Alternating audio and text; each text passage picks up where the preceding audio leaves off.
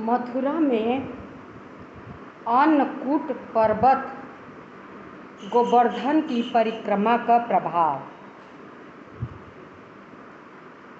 उसका प्रभाव, परिक्रमा करने का प्रभाव क्या है, फल कैसे मिलता है, उसमें क्या क्या करना है, कैसे कैसे करना है, ये सब हम बताएंगे।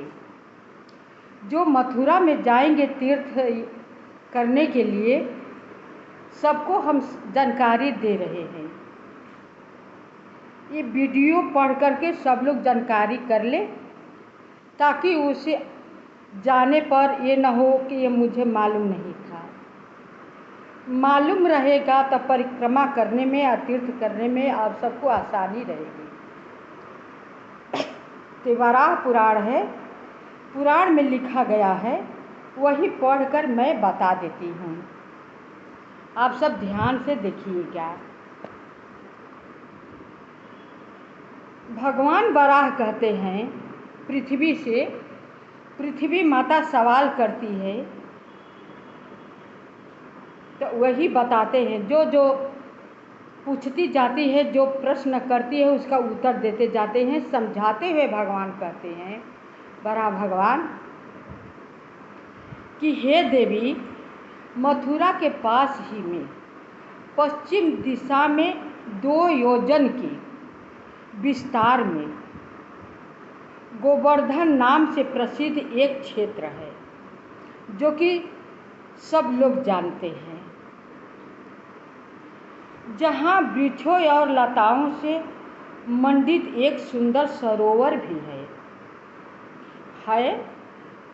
मथुरा में तो ऐसे हर जगह जंगल, झाड़, वन, तालाब बहुत आपको देखने के मिलेगा, लेकिन इसमें यही पता करना है कि कौन सही है, कौन ना सही है, बस यही पता करना है। तो वही हम डाल रहे हैं पढ़ करके कि क्या क्या चीज़ सही है। तो कहते हैं कि मंडित एक सुंदर सरोवर भी है बीच में। मथुरा के पूर्व भाग में इंद्र तीर्थ है, दक्षिण में यम तीर्थ है, पश्चिम में वरुण तीर्थ है। मतलब मथुरा के जो अन्नकूट गोवर्धन की परिक्रमा किया जाता है, तो उसका 4 छोर है। 4 छोर में 4 तीर्थ बना हुआ है। अब बीच में एक सरोवर है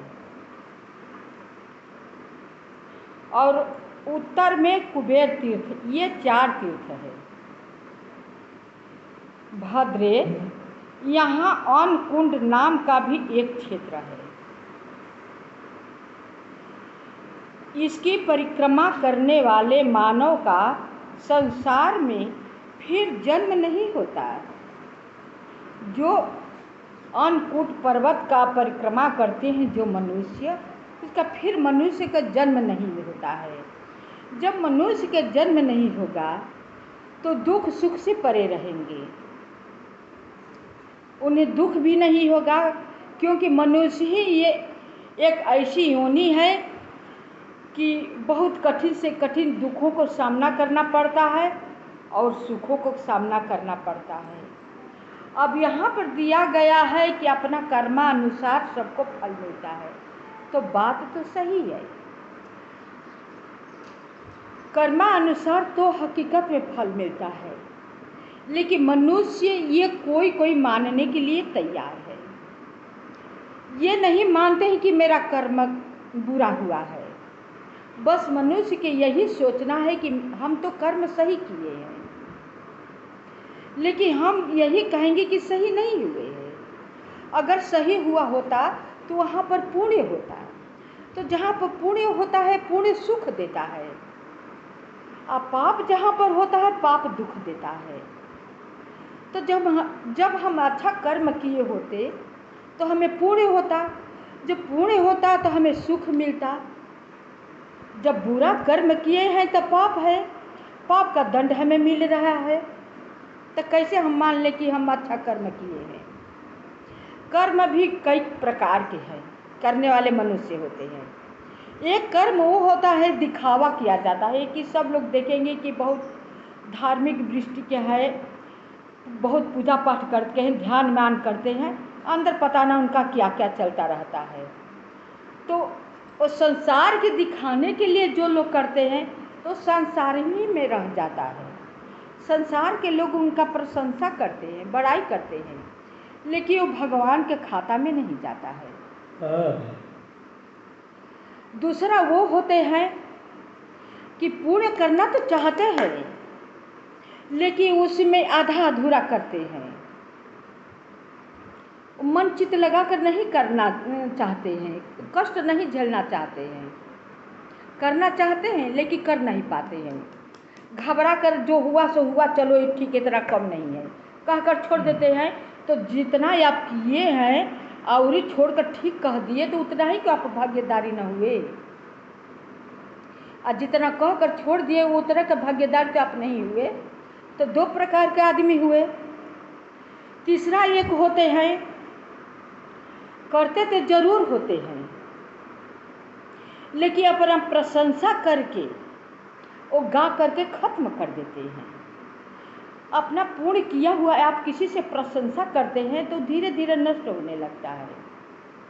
तो अपना मुंह से अपने ही आप प्रशंसा करके खत्म कर देते हैं, तो कैसे माना जाएगा कि आप पूर्ण किए हैं।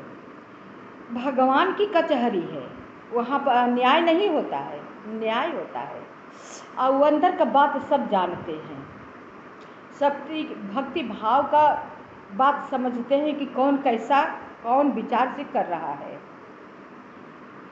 चौथा है वो है भक्त, मन तन से करना चाहता है, वो है भक्त कि मुझ पर जो भी आपत्ति विपत्ति न आ जाए, कितना ही भी हमें कष्ट न हुए, होगा फिर ठीक होंगे या नहीं होंगे पहले कर तो ले हम।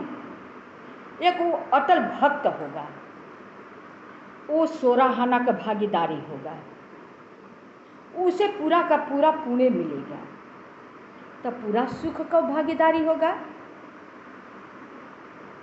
उसे पूरा सुख मिलेगा। और जो इधर कर रहे उधर घबराए हुए इधर कर रहे, अरे पहले वो करके ही तो करिए, कौन जल्दबाजी है, लेकिन नहीं स्वभाव है, कर रहे घबरा रहे कर रहे घबरा रहे, वो पूजा भगवान नहीं लेते हैं, उसे स्वीकार नहीं करते हैं। आपके मन आप कीजिए या न कीजिए, लेकिन भगवान कहते हैं कि घबराए हुए मनुष्य जो पूजा करते हैं उसका मैं स्वीकार नहीं करता हूँ। जो अटल रहकर भाव भक्ति से कष्ट से परेशानी से जो हार नहीं मानता है, मैं उस मनुष्य को पूजा स्वीकार करता हूँ।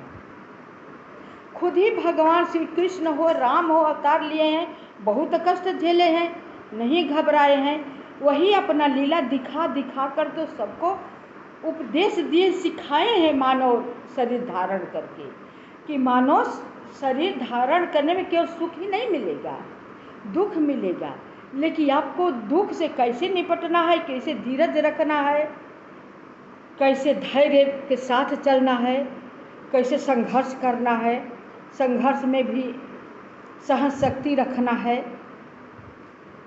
ये सब है। तो उसी प्रकार जैसे 4 प्रकार के मनुष्य होते हैं, 4 प्रकार के इसमें तीर्थ दिया गया है गोवर्धन परिक्रमा को। तो परिक्रमा भी कई लोग को हम करते हम देखा नहीं है। मथुरा में हम गए हैं, हफ्तों दिन रहे, लेकिन हम किए नहीं, हमें मालूम था नहीं।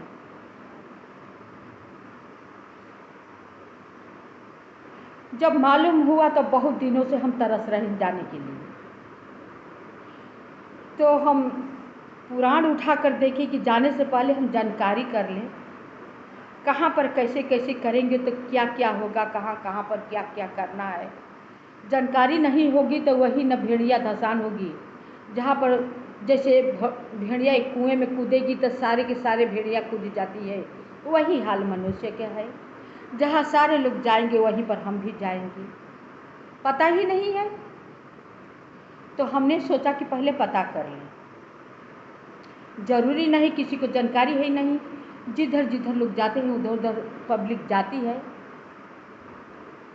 उसी तरह हम जब पहले बार गए थे तो किए, जो जो देखते थे जानकारी थी नहीं कुछ, जो जो हम लोग देखते थे वो किए, जो कि हफ्तों दिन रहे मथुरा में। जानकारी अगर पहले से हुई होती तो हम लोग परिक्रमा कर लिए होते, लेकिन जानकारी बिना आज पछतावा के सिवा कुछ नहीं मिल रहा है। जब जब मैं पुराण उठाकर पढ़ती हूँ तो होता है कि ये तो हमने किया ही नहीं, हमें मालूम ही नहीं था, हमने किया ही नहीं। अब सोच रहे हैं करने को, देखिए भगवान चाहेंगे तभी होगा। जब तक से नहीं चाहेंगे तब तक से हम चाह कर नहीं कुछ कर लेंगे। तो कहते हैं कि 4 तीर्थ वहाँ पर है। यहाँ अन्नकूट नाम का भी एक क्षेत्र है। इसकी परिक्रमा करने वाले मानव का संसार में फिर जन्म नहीं होता। जो विधिवत चारों तीर्थ का परिक्रमा करेंगे तब वो मनुष्य जन्म नहीं लेगा, न तो वो इसी तरह करेगा, फिर आएगा, फिर दुख सहेगा, फिर मरेगा, फिर जाएगा, 84 लाख योनि को भ्रमण करता रहेगा। और स्वर्ग में वही मनुष्य रह सकता है जो बहुत पुण्य किया है, सारे लोग तो रहेंगे नहीं। फिर मानसी गंगा में स्नान कर गोवर्धन गिरी पर भगवान श्री कृष्ण का दर्शन करना चाहिए। पहले मानसी गंगा है, वहाँ पर स्नान कर लेना चाहिए। स्नान कर लेने के बाद आप वो गोवर्धन पर्वत पर चढ़ेंगे। ऊपर श्री कृष्ण भगवान का मंदिर है, उनका जाके आप अर्चना दर्शन करेंगे, पूजा पाठ करेंगे। फिर उसके बाद इस गोवर्धन पर्वत की दक्षिणा कर लेता है। उस गोवर्धन पर प्रदक्षिणा करना होता है। उसके लिए कोई कर्तव्य शेष नहीं रह जाता। जो उस गोवर्धन को मानसी गंगा स्नान करके हम ऊपर चढ़ के भगवान का दर्शन करते हैं, पूजा पाठ करते हैं और फिर प्रदक्षिणा करते हैं, तब शेष कुछ नहीं रह जाता। सोमवती अमावस्या के दिन जो यहाँ जाकर पितरों को पिंड प्रदान करता है उसे राजस्व यज्ञ का फल प्राप्त हो जाता है। अमावस्या के दिन जो चाहे जौ का आटा, तिल, मध, शहद, तुलसी पत्ता डालकर पिंड दान दिया। स्नान करेंगे, पंडा से कहेंगे हमें पिंड दान करना है, तो पंडा हर जगह रहते हैं, पिंड दान करेंगे। पिंड दान करने से क्या होता है कि राजस्व यज्ञ करने को तो मेरे पास सामर्थ्य तो है नहीं, तो ये कर लेने से अगर राजस्व यज्ञ का हमें फल प्राप्त होता है तो इसमें क्या कमी है। जिसको हो कर लेनी चाहिए। गया तीर्थ में जाकर जो पिंड दान करने वाले मनुष्य को जो फल मिलता है वही गोवर्धन पर पिंड दान से सुलभ हो जाता है। इसमें विचार करने की आवश्यकता नहीं है। ये सोचने समझने की या संशय रखने की बात ये नहीं है कि मिलेगा कि नहीं मिलेगा, ये कहावत है, ये बात नहीं, ये पुराण की बात है। अब रह गया है शास्त्र पुराण की बात, वो तो कभी भगवान भी माफ नहीं करेंगे जो उसको झूठलाएगा। वही गोवर्धन पर्वत पर पिंड दान से सुलभ हो जाता है। इसमें विचार करने की आवश्यकता नहीं।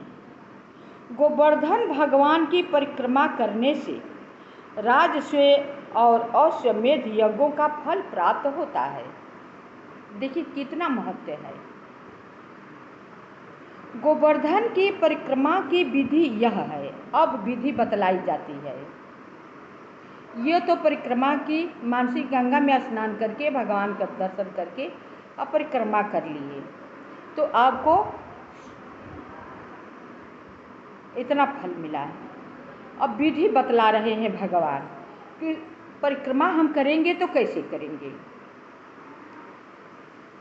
भाद्रपद मास के शुक्ल पक्ष की पूर्णमयी एकादशी तिथि की, जो कि हम लोग पूर्णिमा एकादशी होती है, एक बावन द्वादशी भादों में हम लोग कहते हैं कि जिस दिन वामन भगवान का अवतार होता है।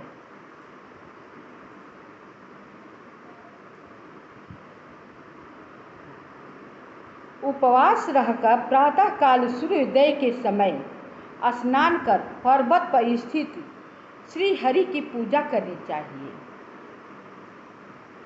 इसके बाद पुंडरीक तीर्थ पर जाकर वहाँ के कुंड में स्नान कर देवताओं और पितरों का सम्यक प्रकार से अर्चन करके भगवान पुंडरीक का पूजन करें। फिर वहाँ से जा कर के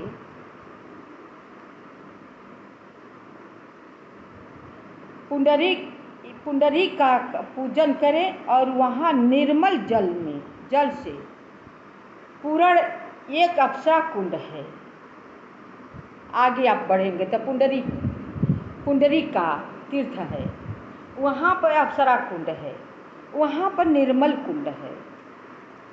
वहाँ पर स्नान करने से सभी पाप धुल जाते हैं।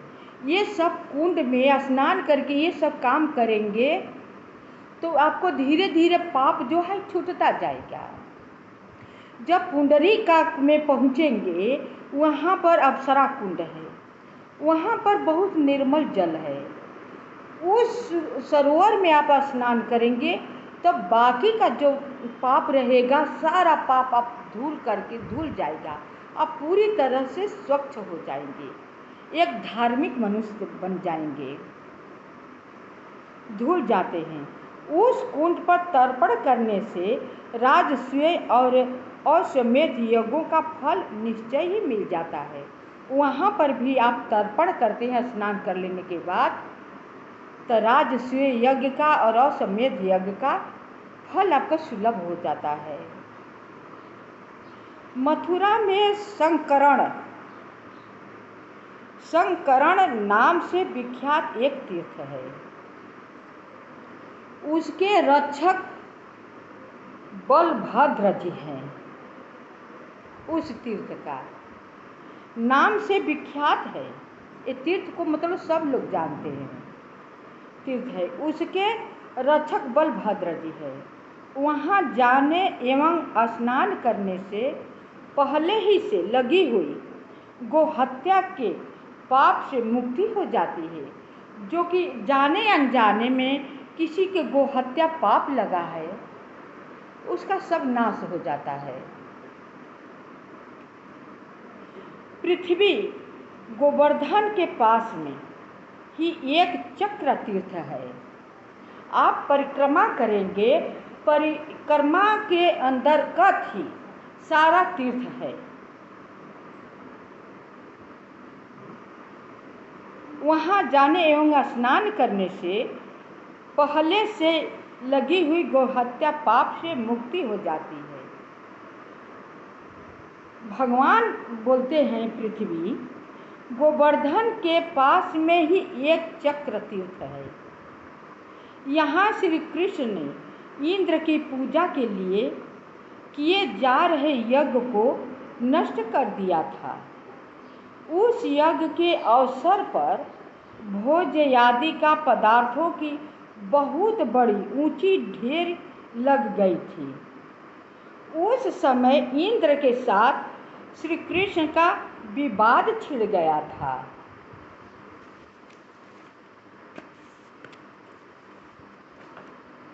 इंद्र ने घोर वृष्टि की, मतलब वर्षा की। वह जल ब्रजवासियों तथा गौओं के लिए कष्टप्रद होने लगा। सब लोग परेशान हो गए।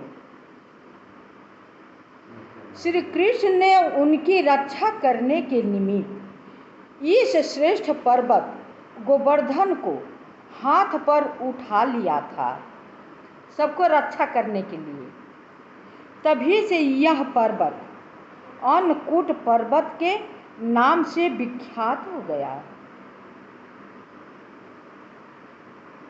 यही आगे एक स्वच्छ जल वाला कदम्ब खंड नामक कुंड है। वहाँ स्नान करके पितरों का तर्पण करने से ब्रह्मलोक की प्राप्ति होती है। ये सब आप तीर्थ कर लेंगे, फिर आगे चल के स्नान करेंगे तो जो फल मिलेगा तो मिलेगा ही। लेकिन आप अगर स्वर्गलोक में जाएंगे तो आपको रहने के लिए ब्रह्मलोक में रहने की जगह मिलेगा। पितरों का तर्पण करने से ब्रह्मलोक की प्राप्ति हुई। पितरों की तर्पण भी करना जरूरी होता है। पितृलोक को जितने हम खुश रखेंगे ना, उतने देवता लोग भी खुश होते हैं और हमारा बिगड़ा हुआ काम बनने लगता है। तो सबसे पहले हमें पितृलोक को प्रसन्न करना जरूरी होता है, क्योंकि दुखी होते हैं तो हम चाह करके कितना हम तीर्थ न करें, कितना हम पूजा पाठ करें, हम सुखी नहीं रह पाएंगे यदि मेरे पूर्वज या पितृ लोग दुखी रहेंगे तो। इसलिए सबसे पहले उनको हमें सुखी रखना बहुत जरूरी होता है। इसके बाद 100 शिखर वाले देवगिरी पर जाएं, जहाँ स्नान एवं दर्शन करने से वाजपेय यज्ञ का फल मिलता है। उसके बाद फिर 100 शिखर वाले ऊंचाई पर होंगे जाना होगा। देवी जब मानसी गंगा के उत्तर तट पर चक्र धारण करने वाले देवेश्वर श्री हरि का अरिष्टासुर के साथ घोर युद्ध हुआ था, तब उस असुर ने अपना वेश बैल का बना लिया था। युद्ध होने लगा असुर से तो अपना रूप बदल लिया, बैल का रूप बना लिया। उसकी जीवन लीला श्री कृष्ण के ही हाथ समाप्त हुई। उसके क्रोध पूर्वक एड़ी के प्रहार से पृथ्वी पर एक तीर्थ बन गया। यह वृषभासुर के वध से निर्मित तीर्थ अत्यंत अद्भुत है। वो अद्भुत है, मतलब तीर्थ महंगा है, मतलब नहीं कहते हैं वहाँ बहुत मुश्किल से तीर्थ करने को मिलता है, वो बात है। यह जानने योग्य बात है। भगवान खुद ही पृथ्वी से बोलते हैं कि जानने योग्य है तीर्थ।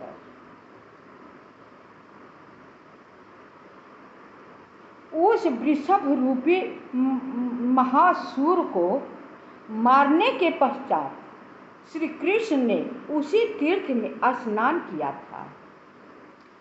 जब असुर को महिषासुर को वध किए श्री कृष्ण जी, तो उन्हें लगा कि मुझे पाप हो गया है।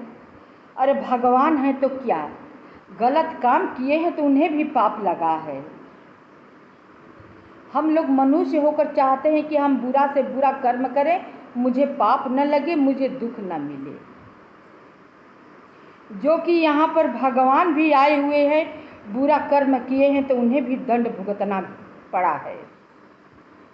तो महिषासुर का जब उन्होंने वध किया तो उन्हें पाप लग गया, तो उसी तीर्थ में जाकर उन्होंने स्नान किया।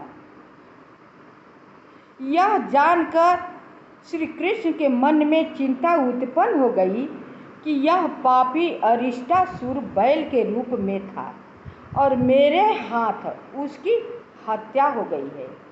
इतने में ही भगवती श्री राधा देवी श्री कृष्ण के समीप आ पधारी।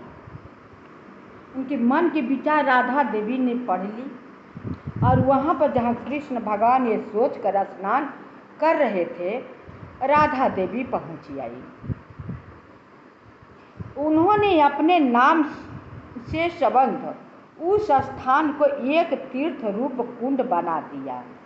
राधा जी तब से समस्त पापों को हरने वाले उस शुभ स्थान की राधा कुंड नाम से प्रसिद्ध हुई। प्रसंगतया लोग उसे अरिष्ट कुंड और राधा कुंड भी कहते हैं, दो नाम से लोग जानते हैं। वहाँ स्नान करने से राजस्व और अश्वमेध यज्ञों का फल मिलता है। मथुरा के पूर्व दिशा में एक तीर्थ इंद्रध्वज के नाम से विख्यात है। वहाँ स्नान करने वाले स्वर्गलोक में जाते हैं। यहाँ परिक्रमा एवं यात्रा का पुण्य भगवान को समर्पित कर देना चाहिए। इतना सब कर देने के बाद आपको चुपचाप नहीं चले आना है। आप पंडित जी से या भगवान के यहाँ उसे वहीं पर समर्पित कर देना है कि आपको मैं दे रहा हूँ या दे रही हूँ। जितना हमने किया है आप अपने पास मत रखिए। आप नहीं समर्पित करेंगे तो आपके पास रहेगा। समर्पित जब कर देंगे तब भगवान के खाते में वो चला जाएगा। इसलिए कहते हैं कि इतना कठिन तीर्थ हुआ है, इसलिए वहाँ पर भगवान श्री कृष्ण जी को समर्पित कर देना है। मनुष्य का कर्तव्य है कि प्रारंभ करते समय चक्र तीर्थ में स्नान करें और यात्रा समाप्ति के अवसर पर पंचतीर्थ कुंड में स्नान कर ले। पहले आप शुरुआत करेंगे परिक्रमा करने के लिए तो चक्र तीर्थ में स्नान करेंगे। चक्र तीर्थ में स्नान कर लेने के बाद सारा तीर्थ करना आप शुरू कर देंगे। जब समाप्ति का अवसर आएगा तो पंच तीर्थ कुंड में स्नान कर ले। पंच कुंड तीर्थ है, एक कुंड है, उसमें स्नान करना जरूरी होता है। समाप्ति के समय उन सब की मृत्यु हो जाएगी। उस वैश्य की बात सुनकर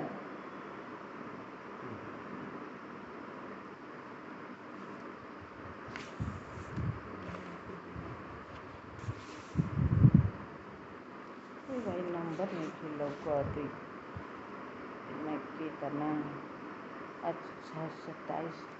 हम कथा को यहीं पर विसर्जन करते हैं। शेष भाग अगले वीडियो में।